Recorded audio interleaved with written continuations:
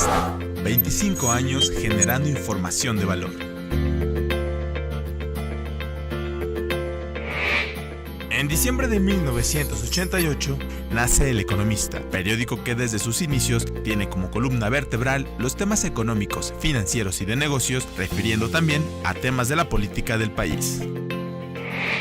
Al cumplir 3 años y estar consolidado como un referente de la información económica, te acercamos a los datos sobre la privatización de la banca mexicana, proceso que se llevó a cabo en 4 etapas e incluyó a 18 bancos. El gobierno recaudó alrededor de $13,000 millones. Para 1994, la información económica cimbraba al país, cuando el gobierno emitió deuda interna en pesos e indexada al dólar, con vencimientos a corto plazo que llevaría el efecto tequila. Además, se observó una drástica caída en las reservas internacionales y la devaluación del peso frente al dólar. En nuestro 9º aniversario, te informamos sobre los conflictos en la Cámara de Diputados, donde se discutía el cómo salir adelante pese a la fuerte crisis que el país atravesaba. Mientras tanto, en Pemex se llevó una reorganización, quedando en un corporativo con 4 filiales: Pemex Exploración y Producción, Pemex Refinación, Pemex Gas y Petroquímica Básica y Pemex Petroquímica. Con la llegada del nuevo milenio, llegó también un nuevo partido al poder en México, lo que se tradujo en diversos cambios políticos. Ese mismo año, la industria automotriz registró un repunte y alcanzó su nivel máximo de producción, 1.923.544 unidades. En 2002, y con 15 años como líderes en la información económica, te acercamos al nacimiento de la Sociedad Hipotecaria Federal, el banco de desarrollo que ofrece garantías para la vivienda. En El Economista, recompensamos a nuestros suscriptores creando el Club de Lector y además lanzamos Horlogy, la revista de alta relojería. A la llegada del 2005, la situación económica de México repuntó, siendo las exportaciones una pieza clave en el movimiento de inversiones, mientras las remesas desde Estados Unidos subieron más del 200%. En este mismo año, la Secretaría de Energía publicó un acuerdo para dar mayor certidumbre a los inversionistas en gas natural y electricidad.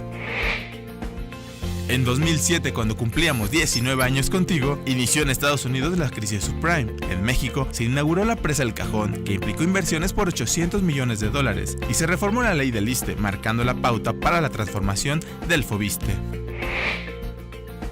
Para 2009, cuando el presidente de la República, Felipe Calderón, tomó la decisión de liquidar la virtualmente quebrada Luz y Fuerza del Centro, El Economista cumplía 21 años y con una nueva administración te ofrecía un nuevo diseño, una nueva identidad de marca y te informamos con una presentación más amigable, destacando los temas de relevancia. Para el aniversario 22, en El Economista reforzamos la oferta en información con nuevos suplementos, transmisiones en vivo y presentamos la nueva división de revistas con el relanzamiento de la revista Horlogy. Además, rediseñamos el sitio web de acuerdo a las nuevas tendencias globales. En el México de 2011, cuando cumplíamos 23 años, se conservaba un entorno económico fuerte, a pesar de la crisis global que mantenía en apuros a otros países. El Economista presenta Tendencias 2012 con importantes funcionarios de gobierno y economistas de renombre en un evento transmitido en vivo en nuestro portal. En 2012, El Economista expande su división de revistas, mientras se da en México las campañas presidenciales, siendo elegido el mexiquense Enrique Peña Nieto para ocupar la presidencia de nuestro país. La llegada del 2013 trajo consigo la discusión de las reformas estructurales presentadas por el Ejecutivo, que se lograron aprobar gracias al acuerdo entre los principales partidos políticos. En El Economista iniciamos los festejos por nuestros 25 años de información veraz, oportuna y confiable. El Economista, 25 años generando información de valor.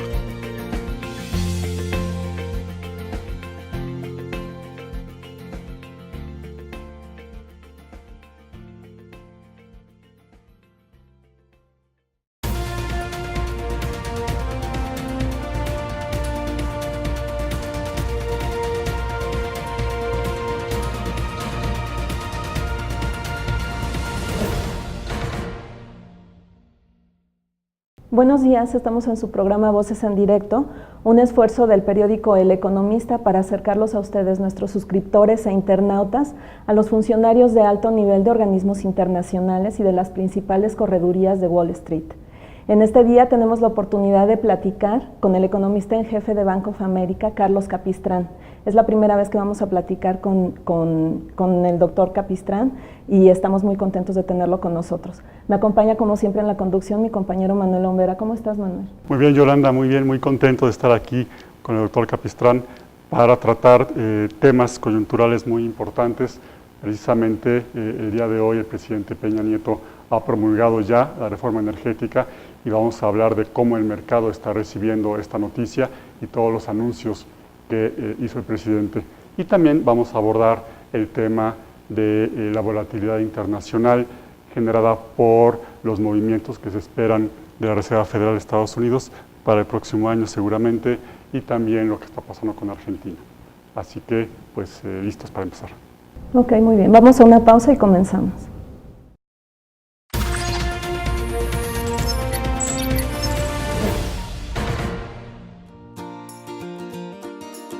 Horlogy es una revista dinámica con pasión por la alta relojería y el mundo que la rodea. Expresamos, conocemos y apreciamos los guardatiempos más exclusivos en el entorno para el que fueron creados. Descubre las más recientes tendencias en moda y tecnología, los elementos principales que forman tu personalidad y modo de vida. Descarga la aplicación para iPad y sumérgete en el mundo Horlogy. Entrevistas, conceptos innovadores, vanguardia, recomendaciones, noticias de interés y mucho más. Horlogy, la revista de alta relojería.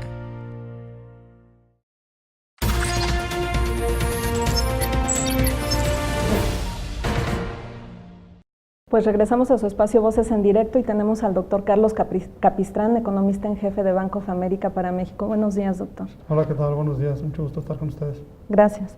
Pues doctor, quisiéramos comenzar por conocer su opinión acerca de lo que está pasando en el mercado internacional, el contexto en el que se está desenvolviendo el mercado mexicano y particularmente en el tema que ya mencionaba mi compañero Manuel, ¿cómo está recibiendo el mercado esta promulgación de la ley de la reforma energética?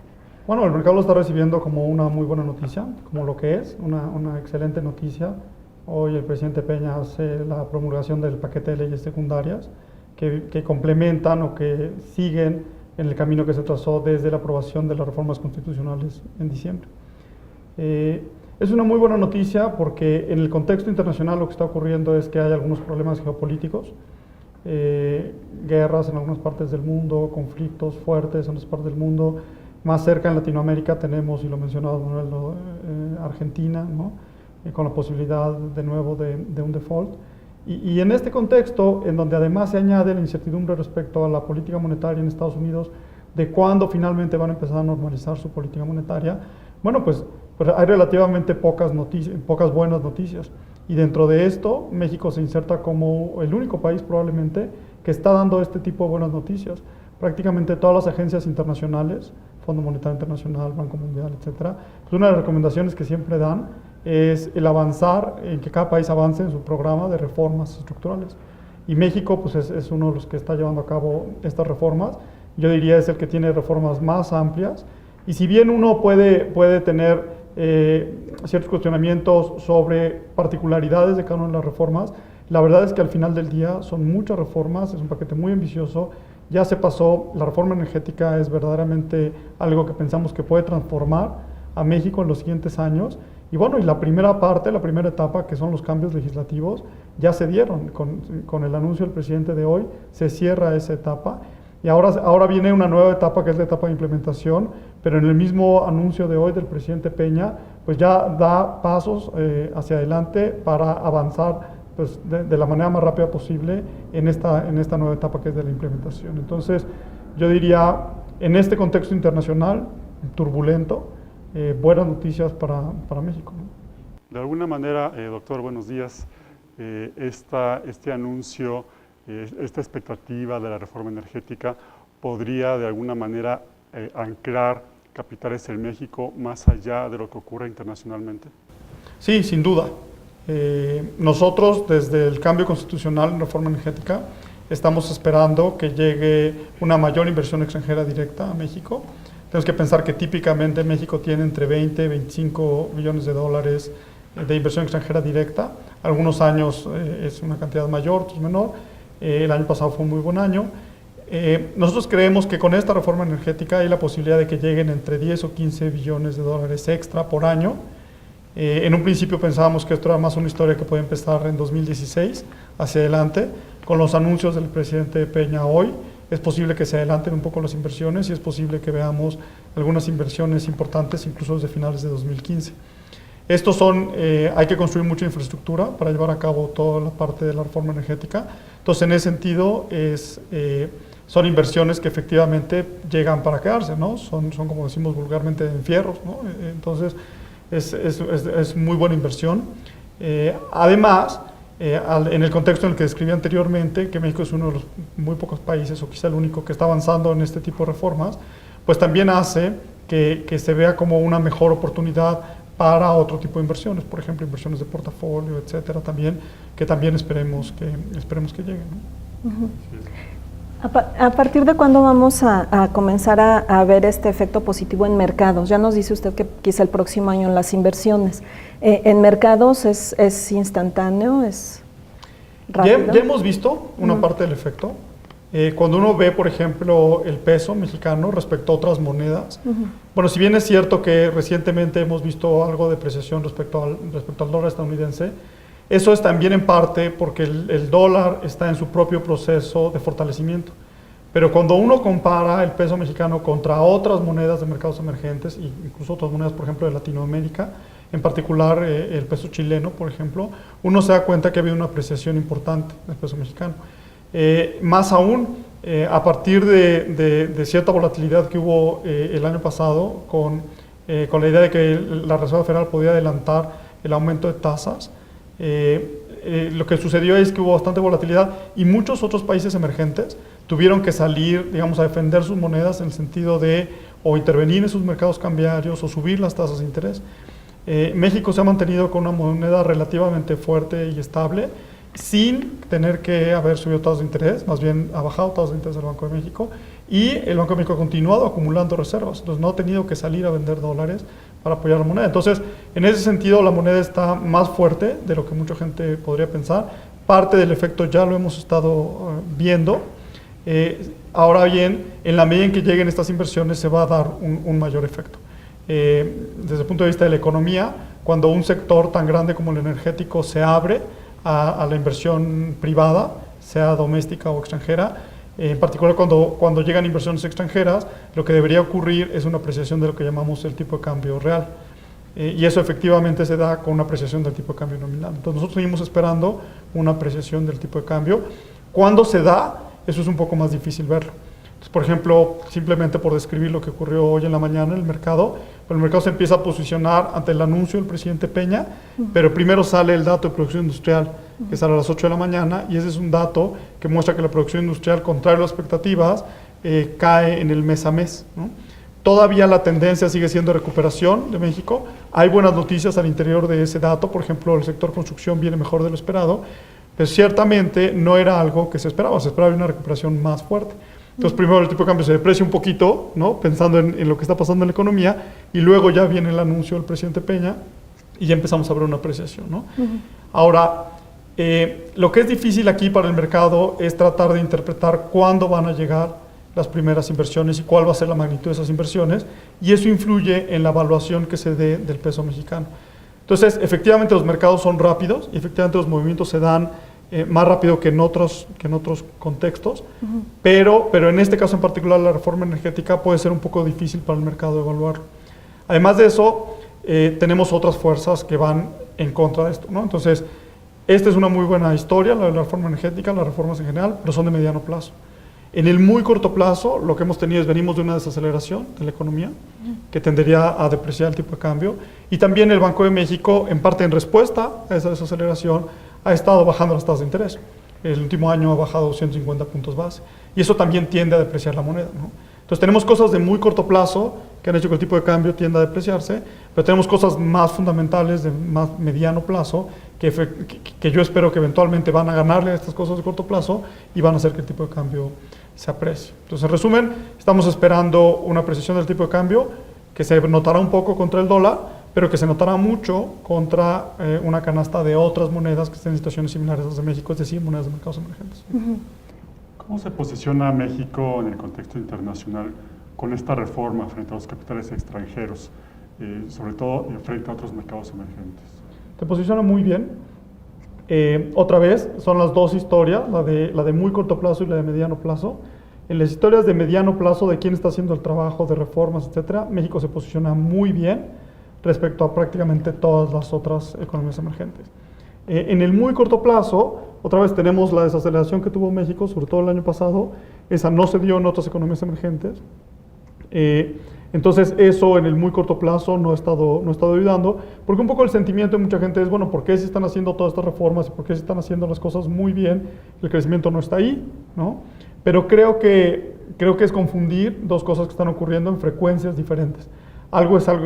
Una de las muy buenas noticias son cosas que tardan un tiempo en darse, pero que son muy profundas, que verdaderamente están transformando, bueno, al nivel que cambiaron artículos de la Constitución, ¿no? Entonces, es algo que va a tomar tiempo. Y en el corto plazo, bueno, a veces a todas las economías les ocurre que por determinados momentos llegan choques externos o domésticos inesperados que hacen que el crecimiento sea menor al esperado. Y eso fue en buena medida lo que ocurrió el año pasado en México. Y todavía estamos queriendo salir de esa desaceleración, ¿no? Aún así, hay que resaltar que es en un contexto en donde, por ejemplo, Argentina, para regresar al caso de Argentina, ¿no?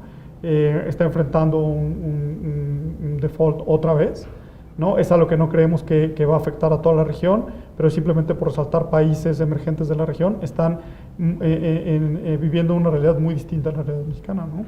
Tenemos otros ejemplos, por ejemplo el caso de Brasil. También, si hoy el dato de producción industrial en México no fue muy bueno, Brasil tiene ya varios meses en que la producción industrial se ha estado deteriorando bastante. Y cuando vemos otras medidas, por ejemplo, los costos laborales unitarios o la productividad como ha aumentado en Brasil, vemos que México estaba haciendo un mejor trabajo, ¿no? en ese sentido. Entonces, cuando uno lo ve en México comparado contra otros países, en realidad México se ve muy bien.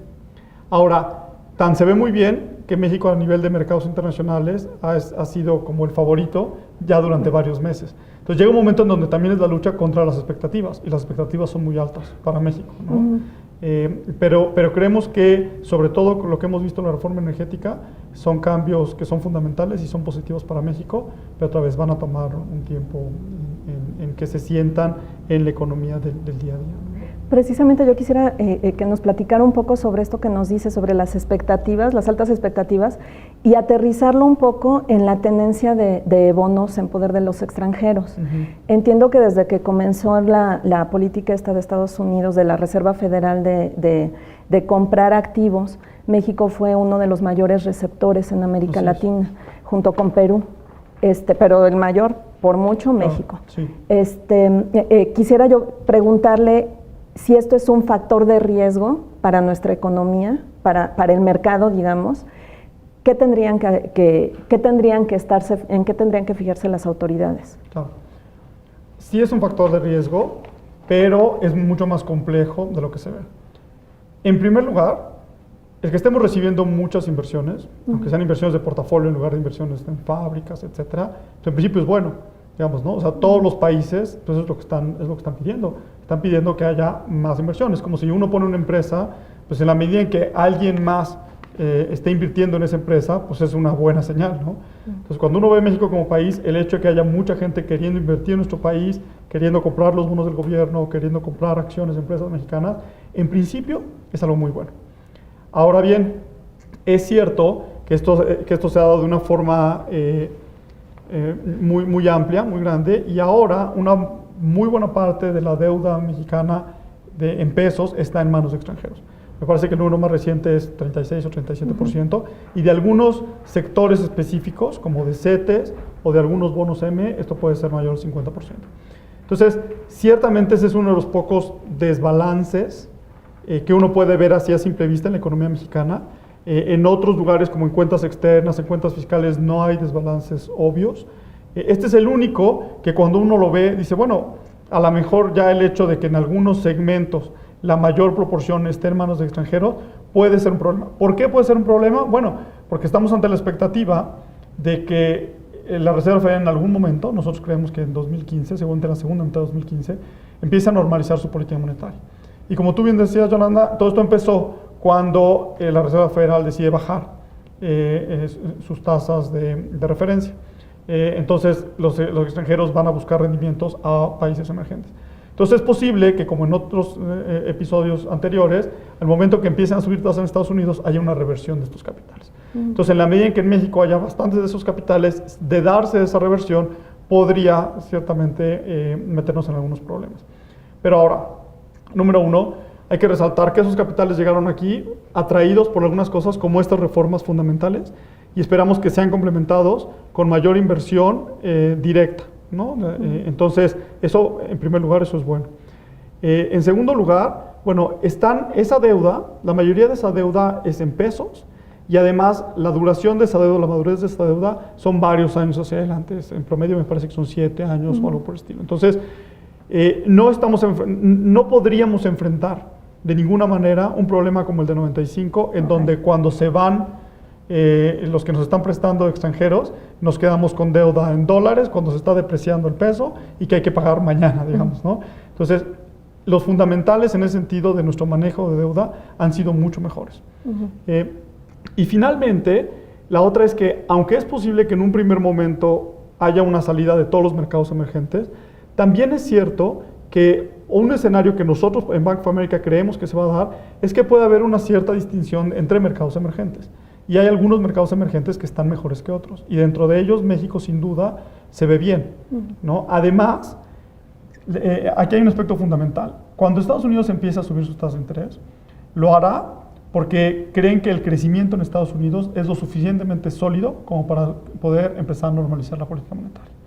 El principal mercado emergente que se beneficia de una mayor solidez en el crecimiento de Estados Unidos es México.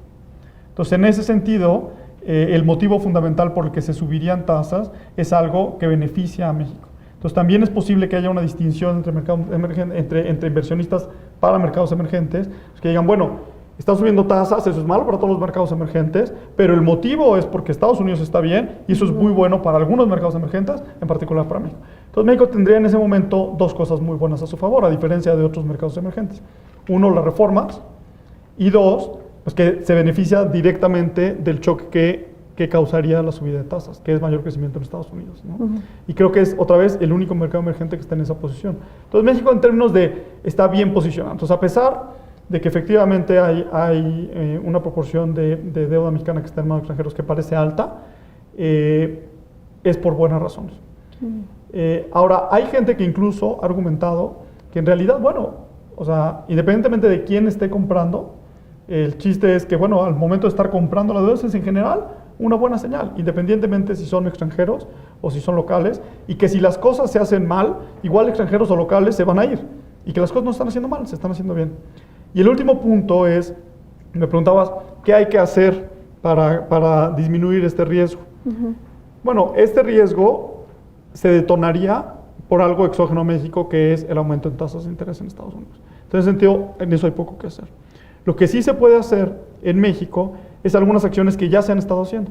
Por ejemplo, el Banco Central ha estado aumentando las reservas internacionales que tiene México. Otra vez, contrario a lo que han hecho algunos países que han estado disminuyéndolas. Entonces, eso es muy bueno. Son un seguro en la medida en que México cuente con mayores reservas. En caso de que haya una salida abrupta de capitales, México tendría el suficiente dinero en el Banco de México para poder cubrir esa salida. Entonces, en ese sentido, es algo bueno, ¿no? El Banco de México argumentaría que otra de las cosas que han estado haciendo es bajar la tasa de interés para disminuir el premio que reciben los extranjeros y de esa forma evitar que haya más extranjeros que estén llegando a México, y que eso es una de las acciones que están tomando, ¿no? Eso, desde mi punto de vista, puede ser un poco debatible, porque por otro lado también hay que pensar en la inflación. La inflación está ya ahorita arriba de 4% y a lo mejor hay que anclar en 3%. No tenemos un problema inflacionario en México, pero sí ya hay un poquito una discusión de grado de hasta dónde podemos bajar tasas de interés. En un primer momento, el bajar las tasas de interés para evitar que llegue más gente y que se incremente este porcentaje de deuda en manos de extranjeros es bueno. Solo que hay otras consideraciones para la tasa de interés, ¿no? Domésticas, en este caso, que hay que balancear de manera adecuada, y eso incluso lo hemos visto reflejado en las discusiones que tiene al interior de Banco de México, como se refleja en las minutas, ¿no? El último recorte, por ejemplo, no fue una votación unánime, fue una votación de 3-2, un poco reflejando este aspecto, ¿no? Que internacionalmente hay que hacer una cosa y domésticamente a lo mejor no necesariamente. Entonces, esto pone un poco de contrapesos, ¿no? Pero en general, me parece que la respuesta de México en general ha sido la adecuada. Es lo mismo con la parte fiscal. La parte fiscal diría, bueno, México tiene que ser conservador fiscalmente para estar alerta y para prevenir un posible choque ante una posible salida de capital extranjeros. Y más bien lo que ha hecho México es aumentar el déficit, que no parecería ser la mejor respuesta. Pero al mismo tiempo, México domésticamente está viviendo una desaceleración, para lo cual la mejor respuesta sí es aumentar el déficit. Entonces, otra vez, ¿no? Entonces, la Secretaría de Hacienda argumenta que lo que hizo fue aumentar el déficit lo suficiente para ayudar, ¿no? Pero no tanto como para preocupar a los extranjeros. Entonces, la buena noticia en este sentido es que en este entorno, en este difícil entorno, en donde se requiere hacer algo a nivel internacional y otra cosa a nivel doméstico, en algunas ocasiones, tanto el Banco de México como la Secretaría de Hacienda están conscientes de estos, en inglés decimos trade-offs, ¿no? De estas disyuntivas que tienen que enfrentar y la están tratando de enfrentar de la mejor manera. Eso siempre es bueno, porque están conscientes de cuáles son, digamos, ¿no? Muy bien, pues doctor, le agradezco mucho y si nos permite nos vamos a una pausa porque nuestros suscriptores nos mandaron varias preguntas, las vamos a organizar y se las vamos a pasar. Muy bien, encantado.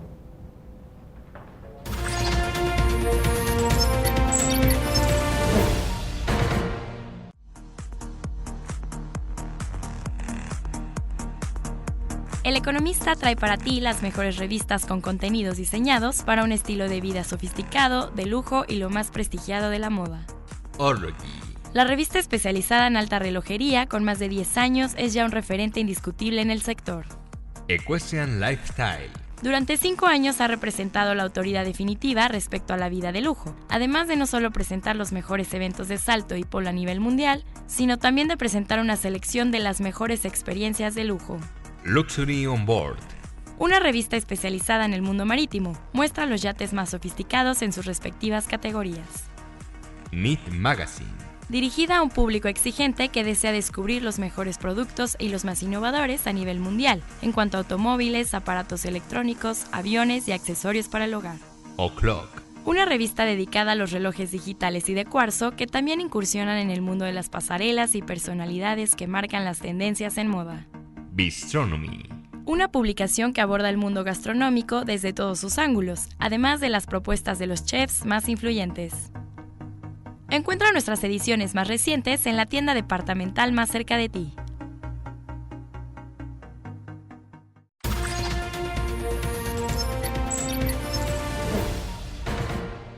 Estamos de vuelta en Voces en Directo, conversando con Carlos Capistrán, economista en jefe de Banco of America aquí en México, en una conversación muy interesante sobre la posición de México ante la promulgación de las leyes secundarias de la reforma energética y cómo es ya un imán, quizá sería válido decirlo así, doctor, para las inversiones extranjeras, tanto de portafolio como en fierros. Y bueno, ahora, Yolanda, vamos a dar lugar a las preguntas de nuestros suscriptores que han estado pues, muy interesados y siempre involucrados en este programa. Algo, doctor, que ya usted ha comentado ampliamente en la sección anterior, pero que es una inquietud de Alejandro Ramos. Él pregunta cuáles son las implicaciones del tapering para México, el tapering en Estados Unidos, y cómo debe de reaccionar la autoridad mexicana. Claro, comentamos un poco hace un momento. En general, esta frase se refiere, el tapering se refiere a cuando la Reserva Federal empezó a retirar el estímulo monetario. Entonces, recordemos que la Reserva Federal estaba haciendo dos cosas. Por un lado, mantiene la tasa de interés intradía en niveles muy cercanos a cero. Y en segundo lugar, la otra cosa que hacía es estaba comprando bonos, bueno, sigue haciendo de hecho, comprando bonos en la parte larga de la curva, queriendo adelantar el mecanismo de transmisión y queriendo que también las tasas de largo plazo en Estados Unidos se mantuvieran bajas. Entonces, lo que empezó a hacer hace algunos meses es este segundo mecanismo lo empezó a retirar. Entonces, lo que ha venido haciendo con cada decisión es comprando menos bonos de la parte larga de la curva y también bonos relacionados con hipotecas. Esto lo ha ido haciendo gradualmente. Pronto ya terminará con este mecanismo y se quedará ya simplemente con el mecanismo más tradicional de tener las tasas en cero. Todo esto es a lo que nosotros llamamos normalizar la política monetaria, ¿no? Entonces, esa fue una primera etapa que todavía continúa y vendrá una segunda etapa en donde empiecen a subir las tasas. Todo esto, el efecto que tiene en general es poco a poco ir subiendo las tasas de interés en Estados Unidos. Primero la parte más larga de la curva y eventualmente la parte corta. Eso, el efecto que tiene en México y en otros mercados emergentes es que muchos inversionistas que ante la falta de rendimiento en Estados Unidos habían buscado rendimientos en otros países, como en México, como en Perú, como en otros países, bueno, tenderán a regresar su dinero a lo que se consideran mercados más seguros, como es el caso de Estados Unidos. Al haber menos recursos disponibles para los mercados emergentes, eso tendería a hacer que las tasas en mercados emergentes subieran. Ahora, la labor de la Reserva Federal es hacer que este proceso sea lo más suave posible, que las tasas de interés no se adelanten abruptamente en Estados Unidos, ya sea por mayor crecimiento o porque de repente esperan que la tasa de interés que mueve la Reserva Federal se mueva más rápido de lo anticipado. Entonces están tratando de hacer que el movimiento sea lo más suave posible. Lo mismo ocurre aquí. En México, una de las labores del Banco Central es tratar de lograr que esta transición a una política monetaria más normal, tanto en Estados Unidos y luego en México, también se dé de una forma suave. Si se da de una forma intempestiva con la salida de capitales, entonces los movimientos en los precios de los activos serían abruptos, es decir, veríamos una depreciación abrupta del tipo de cambio, que probablemente después, como hemos hablado en base a las reformas como la energética, se vería una apreciación posterior, pero en un primer momento podría darse una depreciación abrupta, también podría darse un movimiento en tasas de interés relativamente abrupto. Todo parece indicar que la recién nombrada presidenta de la Reserva Federal de Estados Unidos, Janet Yellen, piensa llevar las cosas con bastante calma y eso ha sido bien recibido por los mercados, las tasas de interés se han mantenido bajas.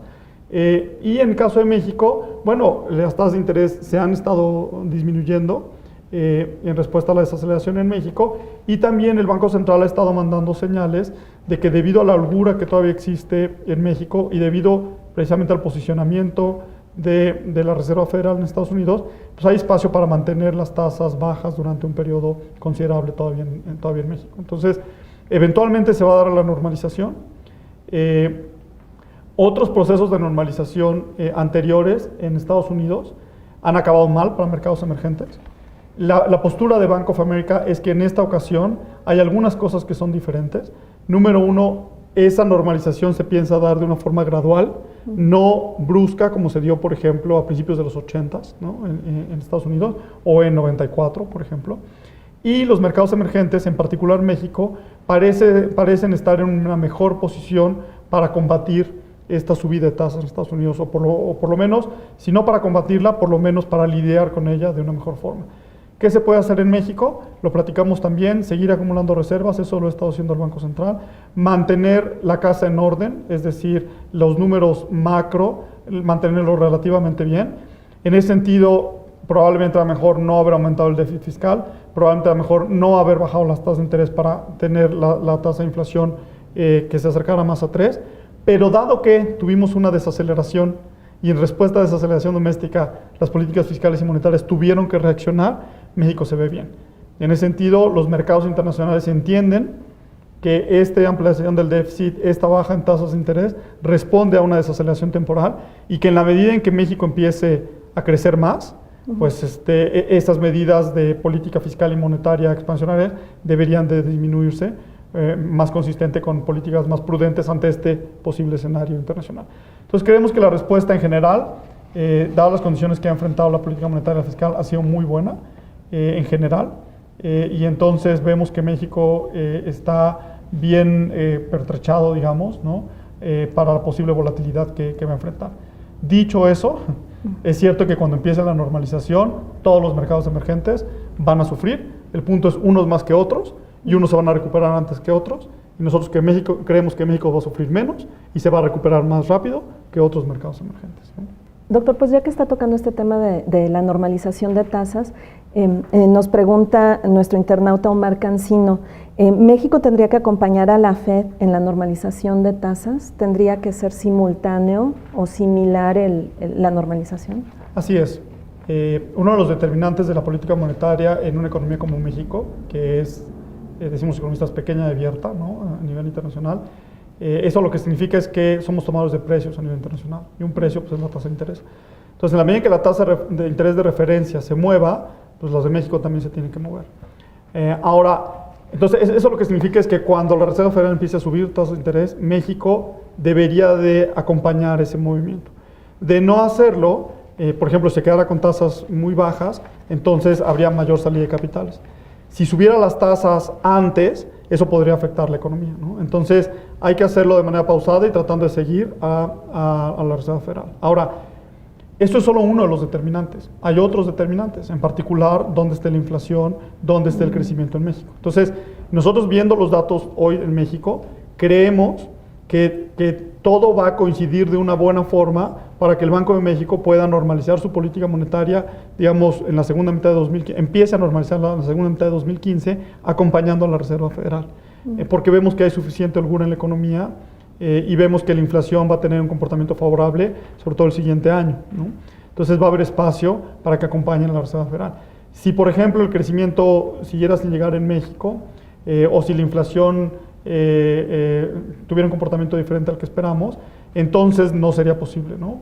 Acompañarla, porque debería tener prioridad lo que ocurra en la economía doméstica. Okay. Pero todo parece apuntar a que en esta ocasión México va a poder seguir y acompañar la política monetaria de la Reserva Federal, y en ese caso sería lo apropiado, ¿no? Sí.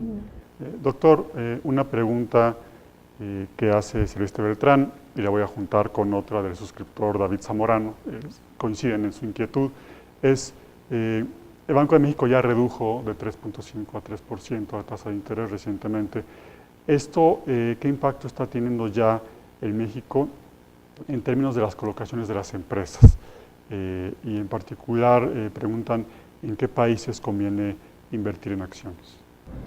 Bueno, la primera parte de la pregunta, en particular sobre las empresas, lo que nosotros estamos esperando hacia adelante es que ante la disminución del costo tanto en Estados Unidos como en México, eso abone para una mayor emisión de empresas en México.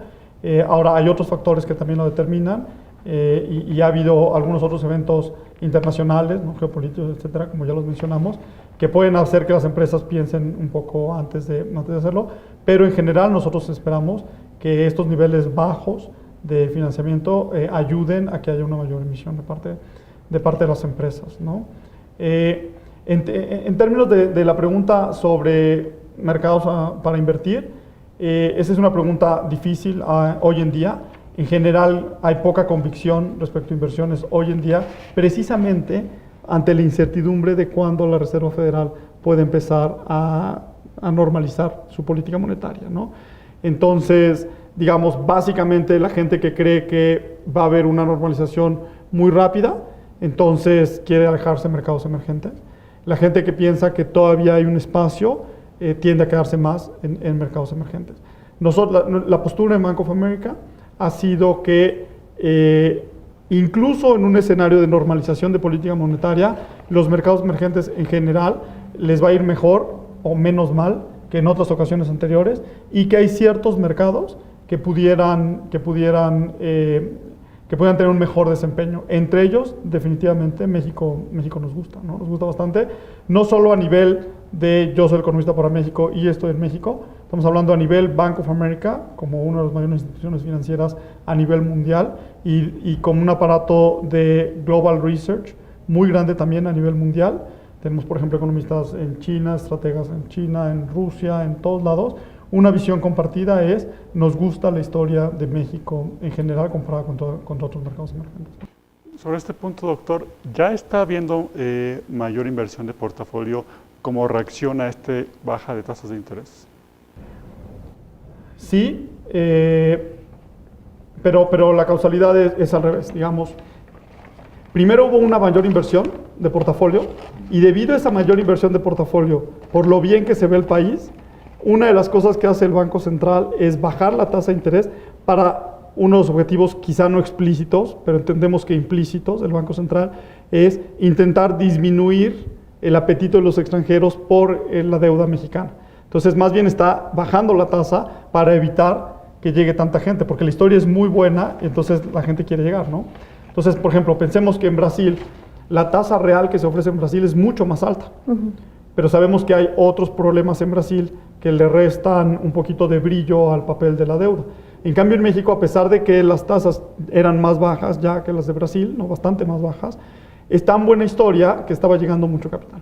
Entonces, ante el riesgo que ya platicamos de que haya mucho papel mexicano en manos de extranjeros, que es un riesgo potencial, una de las razones por las que el Banco Central baja las tasas de interés es para disminuir ese premio que pudieran recibir los extranjeros. Y en ese sentido, parece que ha sido exitoso el Banco Central en la medida en que, bueno, sí hemos visto un poco una disminución en esa entrada de capitales. Y la otra forma de verlo es en el tipo de cambio, ¿no? El tipo de cambio se había estado apreciando desde principios de año de forma fuerte, y a partir de que el Banco Central baja las tasas, pues el tipo de cambio empieza su camino a depreciarse, ¿no? Que básicamente continuó hasta prácticamente el día de hoy, en donde vimos una reversión ya con el anuncio del presidente Peña, ¿no? Pero es parte de lo que implícitamente, a nuestro entender, está intentando hacer el Banco de México, ¿no? Mantener una moneda más depreciada que nos ayude por vía manufacturas y disminuir un poco el riesgo que representa la entrada de capital de portafolio, ¿no? Doctor, ¿qué significa que el peso sea una moneda líquida y esto es una fortaleza o una debilidad? Bueno, no solo es una moneda líquida, es una moneda, es de las muy pocas monedas de mercados emergentes que al momento de hacer las transacciones a nivel internacional uno no tiene que pasar por el dólar, ¿no? Entonces, por ejemplo, cuando uno quiere comprar pesos chilenos o alguna otra moneda en Latinoamérica, uno está basado en yenes, uno primero tiene que comprar dólares y luego de dólares pasar a la moneda y luego regresarse. México es una de las pocas monedas en donde es completamente convertible. Uno puede pasar de yenes a pesos, de pesos chilenos a pesos mexicanos sin tener que pasar por el dólar. Es una gran ventaja. La otra, que es un mercado muy líquido, quiere decir que el volumen de transacciones en todo momento es muy alto. Es de las pocas monedas que uno puede hacer transacciones del peso prácticamente las 24 horas del día, los 365 días del año. Hay veces que uno se va a dormir aquí y algún movimiento en Japón hizo que el peso se moviera, ¿no? Lo cual no ocurre con otras monedas. Entonces, y otra vez, y el volumen de transacciones es muy alto, y además también hay todo un mercado de futuros y de opciones respecto al peso mexicano que también es líquido. Entonces, eso es muy bueno. Y eso es muy bueno porque en un contexto de fortaleza macroeconómica de México, lo que nos permite es que nuestro tipo de cambio sea una variable que se mueva muy rápido ante cualquier choque internacional. Y eso es muy bueno porque nos permite ajustarnos muy rápido ante choques internacionales. A lo mejor en un principio uno puede pensar que no es tan bueno porque entonces hace que la moneda se deprecie mucho muy rápido o luego se aprecie también ante casi cualquier noticia. Porque además muchos inversionistas extranjeros usan nuestra moneda para, decimos en inglés, para hacer un hedge, ¿no? Para cubrirse ante eventos que ocurren en el mundo y ante la imposibilidad de hacerlo en otras monedas de mercados emergentes. Entonces eso alguien lo podría considerar como una debilidad. Pero en realidad no lo es, en realidad es una fortaleza porque permite que cualquier evento internacional se refleje rápidamente en nuestra moneda, cambie los precios inmediatamente y nos permita a México ajustarnos inmediatamente al nuevo contexto internacional. Sería algo malo si, por ejemplo, una depreciación del tipo de cambio se pasara a precios, como ocurría en los 80s, ¿no? Porque entonces lo que estaríamos haciendo es permitir que los eventos internacionales se filtraran a la economía doméstica y eso le restaría grados de libertad al Banco Central. Pero eso desde hace aproximadamente 10 años es algo que no ocurre en México. El traspaso de los movimientos del tipo de cambio a la inflación es muy bajo, es uno de los más bajos a nivel mundial y eso permite que el tipo de cambio reaccione, ajuste precios internacionales sin que se traspase a la inflación y por lo tanto sin que el Banco de México tenga que tener una reacción ante esa depreciación. Entonces, en general, yo diría es una muy buena noticia y de hecho yo considero que es una de las cosas que a nivel macroeconómico mejor ha funcionado en México en los últimos años, esta flexibilidad del tipo de cambio gracias a la liquidez que se tiene en ese mercado. Pues muy bien, muy interesante. Doctor, nos estamos acercando ya al final de nuestro programa. Nada más quisiera, si nos permite hacer una recapitulación de lo que hemos platicado. Lo que usted nos está diciendo es que pese al contexto internacional de situaciones bélicas en Asia, en otros continentes, la economía mexicana, el mercado mexicano ha reaccionado bien y que tenemos suficientes fortalezas como las reservas internacionales y la liquidez de nuestra moneda precisamente y de nuestro mercado, ¿es correcto? Exacto. Entonces, digamos, siempre hemos sabido esta parte que desde hace algunos años la macroeconomía en México se ve bien. Los mercados financieros en general se han seguido fortaleciendo. y se han tomado medidas en general apropiadas ante la volatilidad que se espera en mercados internacionales. Más aún, a esto se añade todo el proceso de reformas. Entonces, en general, todo eso se ve bien, digamos, ¿no? Desde el punto de vista de mercados financieros. También hay que resaltar que hay otras cosas que todavía no se ven bien, pero eso tienen menos que ver con los mercados financieros y con la macro, salvo la parte del crecimiento. Sabemos que México sigue siendo un país que para ser un país emergente crece poco y es importante que todas estas reformas se materialicen en un mayor crecimiento. Nosotros creemos que es algo que va a suceder, que va a tomar tiempo, pero que va a suceder y que vamos en el camino correcto, pero sí es necesario crecer más, hemos crecido muy poco como país. Y al mismo tiempo algunas otras cosas en la parte de incentivos más microeconómicos, la informalidad, ¿no? Todo esto que se está hablando ahora mucho del salario mínimo, que es mínimo en México. Este tipo de cosas es la agenda pendiente, digamos, ¿no? Entonces México es un país que la macroeconomía la tiene muy bien en general, que la parte de los mercados financieros se tiene muy bien en general y que se han tomado muy buenos pasos para fortalecernos, pero que todavía tenemos que la parte micro y la parte de crecimiento aterrizarla para que esto sea verdaderamente una historia de un mercado emergente exitoso a nivel mundial. ¿Nos puede recordar cuál es su previsión de crecimiento para este año y si cambiará a la luz de todo lo que se ha aprobado y la promulgación? Estamos esperando 2.6. Creemos que es un número con el que nos sentimos a gusto. La verdad es que hay mucha volatilidad en el número de crecimiento en México. Nosotros también, al igual que el Banco de México, nos gusta más un intervalo. Nuestro intervalo va del 2.1 al 3%. Es un intervalo de 50% de confianza. Creemos que por dar un número puntual, el 2.6 nos sentimos cómodos. Incluso hoy, platicamos hace un momento, la producción industrial salió un poco menor a lo esperado. En algunos cálculos que hicimos hoy en la mañana, viendo ya la luz de ese número, nos seguimos sintiendo confiados en que el 2.6 es un buen número. Otra vez puede ser un poco más, puede ser un poco menos, depende de lo que ocurra. Algunas cosas interesantes del número de la mañana, la construcción parece ya venir mejor, por ejemplo, ¿no?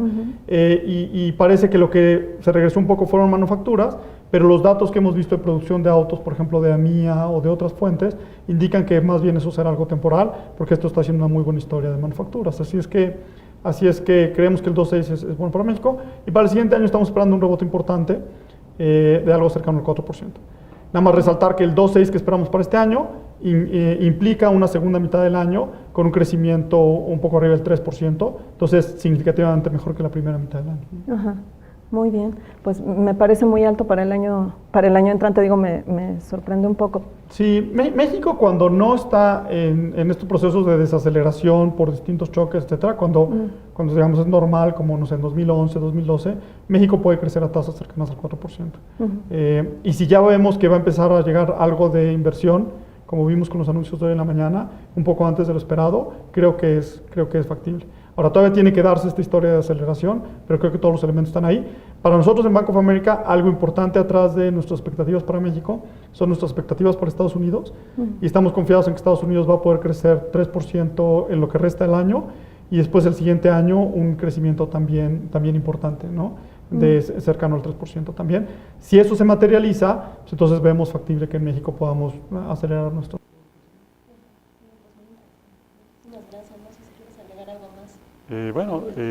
Solamente puntualizar la parte final del comentario anterior que hacía, doctor, la importancia de que estos movimientos financieros se reproduzcan en la producción, en la parte económica, en el crecimiento y en la generación de empleo, ¿no? Una inquietud en la que pensaba hace un momento es que no se vaya a generar una burbuja a partir de esto. Una parte muy esencial de la reforma energética es la implementación, la puesta en marcha de las reglas. Lo que hemos visto hasta ahora hace pensar que, si bien por supuesto eso siempre es un riesgo, hace pensar que es un riesgo menor. Lo que hemos visto ahora es una buena implementación en el sentido de la primera etapa de pasar la reforma constitucional, se hizo. Ahora se pasaron todas las leyes secundarias, ya se hizo, ¿no? En la parte de la ronda cero con Pemex, pues ya se va muy bien y está a punto de concluir antes de lo anticipado. Entonces, yo diría, en particular en todo lo relacionado a la reforma energética, el proceso ha sido verdaderamente bueno para el nivel de complejidad que implica esta reforma. Entonces, si continúan con ese paso, digamos, ¿no? El riesgo es menor de que no haya una buena implementación y de que no lleguen las reformas, porque verdaderamente el equipo a cargo de toda esta reforma ha estado reaccionando de una muy buena manera, ¿no? Algunos comentarios, por ejemplo, que les puedo decir en este sentido, es uno, al estar atendiendo a los inversionistas extranjeros, requiere mucho material, por ejemplo, en inglés de todo esto. Bueno, la Secretaría de Energía ha puesto bastante material disponible sobre las reformas en su sitio en internet, no solo en español, pero también en inglés, por ejemplo, ¿no? Entonces, pequeños detallitos como eso, lo que nos dicen es hay un equipo atrás de esto que está haciendo un buen trabajo, ¿no? Entonces, de continuar así, creemos que si bien es cierto que hay un riesgo, como en todo, de que de repente no lleguen las inversiones que uno está esperando, en general todo apunta a que esta es una historia que va a suceder. Y fundamentalmente los recursos están ahí, o sea, verdaderamente México tiene unos recursos enormes y verdaderamente lo que se hizo fue se abre la puerta a la inversión privada, no solo extranjera, también la nacional, ¿no? Entonces, que era algo que no se tenía, parece que se hace de una forma lo suficientemente flexible para que se dé. Entonces, todos los elementos están ahí para que no sea simplemente una burbuja, sino que sea algo verdadero, ¿no? Muy bien, pues vamos a una pausa, si les parece bien, y regresamos para concluir con esta charla.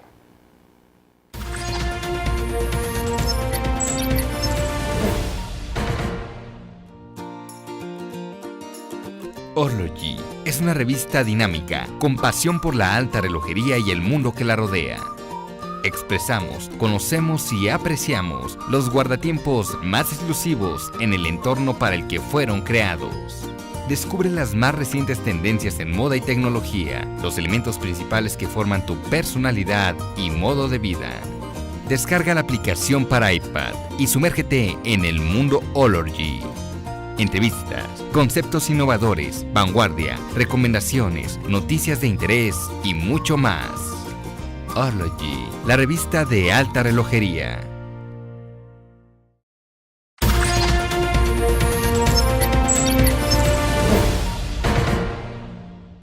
Bueno, pues regresamos a Voces en Directo, en realidad ya para despedir el programa de Yolanda, un día muy importante para la aprobación de la reforma, pero también pues hemos abordado cómo está en México inserto en este contexto volátil. Sí, así es, y pues siempre con la ayuda de los expertos. En esta ocasión el economista en jefe de Bank of America para México, Carlos Capistrán, muchísimas gracias. Al contrario, gracias a ustedes por no estar en su programa. Muchas gracias. Y nos vemos en la próxima emisión. Muchísimas gracias, Manuel. Un placer compartir contigo la conducción. Gracias, Yolanda, y gracias a los suscriptores también por participar.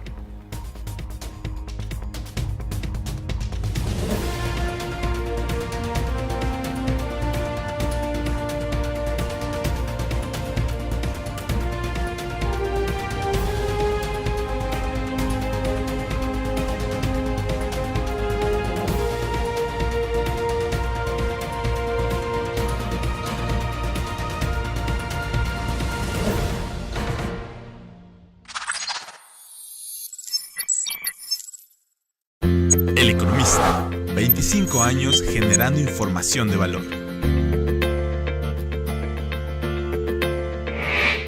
En diciembre de 1988 nace El Economista, periódico que desde sus inicios tiene como columna vertebral los temas económicos, financieros y de negocios, refiriendo también a temas de la política del país. Al cumplir 3 años y estar consolidado como un referente de la información económica, te acercamos a los datos sobre la privatización de la banca mexicana, proceso que se llevó a cabo en 4 etapas e incluyó a 18 bancos. El gobierno recaudó alrededor de $13,000 millones. Para 1994, la información económica cimbraba al país, cuando el gobierno emitió deuda interna en pesos e indexada al dólar, con vencimientos a corto plazo que llevaría el efecto tequila. Además, se observó una drástica caída en las reservas internacionales y la devaluación del peso frente al dólar. En nuestro 9º aniversario, te informamos sobre los conflictos en la Cámara de Diputados, donde se discutía el cómo salir adelante pese a la fuerte crisis que el país atravesaba. Mientras tanto, en Pemex se llevó una reorganización, quedando en un corporativo con 4 filiales: Pemex Exploración y Producción, Pemex Refinación, Pemex Gas y Petroquímica Básica y Pemex Petroquímica.